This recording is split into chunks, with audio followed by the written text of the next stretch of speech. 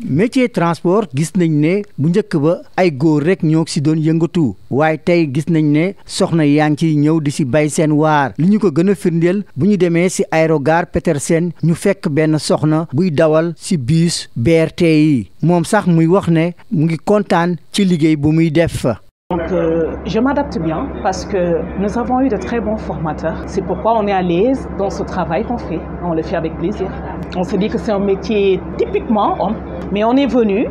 Il y a des hommes très galants qui sont là, qui nous ont très bien accueillis. C'est-à-dire c'est eux-mêmes qui nous ont formés. ci wàllu dem ak dikk bi bu aajo si saxaar si wala géej bi nemmeeku ni ki mel bu ñu sukkandikoo ci ñaari soxna yi nga xam ne ay syndicalistes lañ ñoom sax ñuy sàkku ci patronat bi ak nguur gi gën a dooleel jigéen yi ci société yi. alhamdulilah en 2025 bii ñu nekk jigéen ñi seetlu nañ ne bari nañ ci milieu transport bi ci milieu ferroviaire bi ñaari affaire moo tax lépp loo xam ne restriction la amatu fi cadre yi dafa gën a nekk cadre yu baax cadre yoo xam ne dafa propice pour ñoom ñu fay nekk. parce que jigéen ñi ay liggéeykat lañ mécaniciens am nañ ci ingénieurs yi am nañ jigéen on a des directrices des sous-directeurs des chefs de service ñooñu ñëpp léegi ay jigéen lañ. dirigeant entreprise yi teg ay mécanismes yoo xam ne day tax tey jigéen yi ak góor yi ñoom ñëpp ñu yem mooy li ñuy wax équité sociale mais tamit beneen côté ñu jàppale leen ci côté formation renforcement de capacité côté instance de décision dañuy ñaan ñu jàppale ñu ci. waaye loolu de soxna yi nga xam ne ñooy liggéey ci réseau AFTU tata yi ñoom ànduñu ci ñoom ñuy wax ne tey la waalo gën a aay ndax nee nañ seen congé de maternité yi pour ñu jël ko dañ ci am jafe-jafe wala sax ñàkk kaaraange suñuy dem xëy moo tax nag ñuy sàkku ci transporteurs yi dimbale leen. dañ maa dàq maanaam fii ci terminus bi fii laa organisé woon 8 mars c'est la ma commencé indil problème mu dàq ma licencié ma comme ça benn terminus doo fa dem fekk fa ay toilettes c'est déplorable bu weesoo loolu di nga ci gis koo xamante ni jur sax du ko def boo wasinee rek sa place ñàkk nga ko. nga nekk ci sëy nekk ci oto yi bëgg toppatoo sëñ bi xale yi nga waral ñoom pointé ji ku ci mel ni man mi di war a pointé à 13h loolu na métti na ci man te amu ku ma jàppale. li daal sama doom sax su ma ñëwee fii gars yi ñoo ciy jàpp ba ma wàccee mu yóbbaale ko. amuñu congé duñ fayee ko banque soo feebaree doo faju da ngay mën a liggéey boo mënta liggéey ñu dàq la wut sa morom ndax parce que amuñu contrat. ñun 16 heures de temps lañuy liggéey par jour. gouvernement bu nekk jaar na fi ñu promettre ni dinañ lijjanti kaaw travailleur AFTU yi mais du mujj fenn. dossier bu dem tribunal ba ñu àtte ñu war a dugg mën a jot seen ndàmpaay duñ ci jot. dossier yi ñu gagné te génnut war nañ cee wax aussi.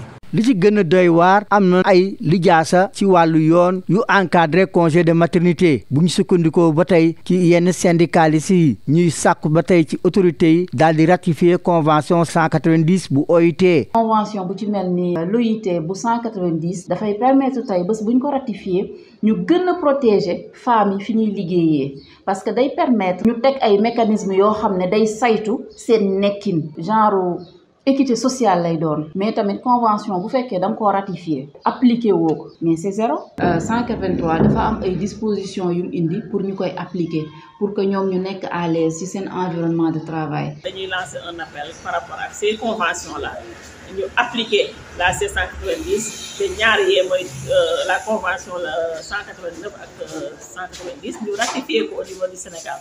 nguur gi war naa jël ay matuwaayam ngir daal di andi yoon ci secteur transport bu ñu sukkandikoo ci njiitu réseau interafricain pour les femmes médias genre et développement FAMEDEV. dañu war a dimbale jigéen ñi parce que am nañ ay loi yoo xam ne mu ci dëkk bi nguur gi daf ci war a taxaw ñi nga xam ne ñooy saytu mbiri droit nit ñi ñooñu itamit war nañ see taxaw jaamane ñooy. kan mooy mun a andi yoon ci secteur transport bi nga xam ne bëri na ay pëccëxoo ngir soxna yi nga xam ne ñoom dañ ci bëgg bay seen waar daal di ci gis seen bopp lu ci mënti am nguur gi moo war a mën a jël ay matuwaayam. Les métiers du transport, des activités professionnelles jusque-là réservées exclusivement aux hommes qui ouvrent maintenant leurs portes aux femmes, comme nous le confirme cette conductrice du bus rapide transit BRT trouvée à l'aérogare de Petersen qui se dit même être à l'aise dans son lieu de travail. Donc je m'adapte bien parce que nous avons eu de très bons formateurs. C'est pourquoi on est à l'aise dans ce travail qu'on fait.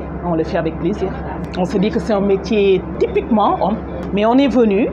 Il y a des hommes très galants qui sont là, qui nous ont très bien accueillis. C'est-à-dire c'est eux-mêmes qui nous ont formés. Même observation faite au niveau du transport ferroviaire et maritime par les voix de ces syndicalistes qui plaident tout de même pour plus de responsabilisation des femmes dans les instances de décision. Aujourd'hui, on peut dire que les femmes ont massivement investi le milieu des transports ferroviaires. Au niveau du terre, aujourd'hui, vous avez presque 40% de femmes. Au niveau des chemins de fer classiques, l'avancée est un peu timide. Alors 10 à 15 ans en arrière, c'est là où il y avait la perception de la société, la perception des hommes. Les travaillent difficilement, surtout les femmes qui sont dans le secteur de la terre, les femmes qui sont dans le secteur maritime. Elles travaillent difficilement. Il faut que les autorités regardent plus en avant pour voir exactement que les femmes ont des places dans ces différents secteurs. Cependant, ces idées ne sont pas partagées au niveau du réseau urbain de l'AFTU, où la précarité, le non-respect des congés de maternité, l'insécurité sont déplorés par les travailleuses qui interpellent leur employeur en cette journée du 8 mars. J'ai organisé une journée ici au sein de mon terminus. Une semaine après, il m'a demandé de lui rendre sa machine. Il m'a dit qu'il m'a licencié. On n'avait jamais vu de terminus équipé de toilettes. L'harcèlement même se vit ici. Eh bien, dans le milieu du transport, il faudrait que l'État revoie la situation des travailleuses. Venir travailler en laissant ses enfants sans manger n'est pas facile. Il y en a beaucoup de filles ici qui sont mariées, mais elles n'arrivent pas à tomber enceintes parce qu'elles ne veulent pas perdre leur poste. Qu'on nous donne des congés maternels, avoir un enfant et venir travailler à 3 mois ou bien à 2 mois et quelques, c'est très difficile. Pourtant, il y a des dispositions réglementaires prévues par la loi qui encadrent le congé de maternité, nous confient encore ces femmes syndicalistes qui sollicitent également la ratification par notre pays de la Convention 190 de l'OIT.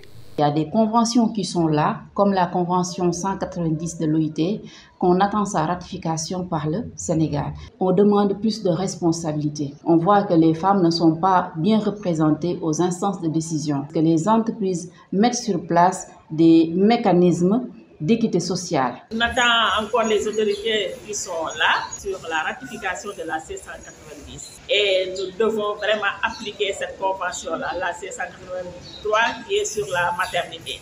Et la C190 aussi, et la C189 sur les domestiques aussi. L'État doit prendre ses responsabilités pour réguler ce secteur, nous confie la présidente du réseau interafricain pour les femmes, médias, genre et développement, FAMEDEV.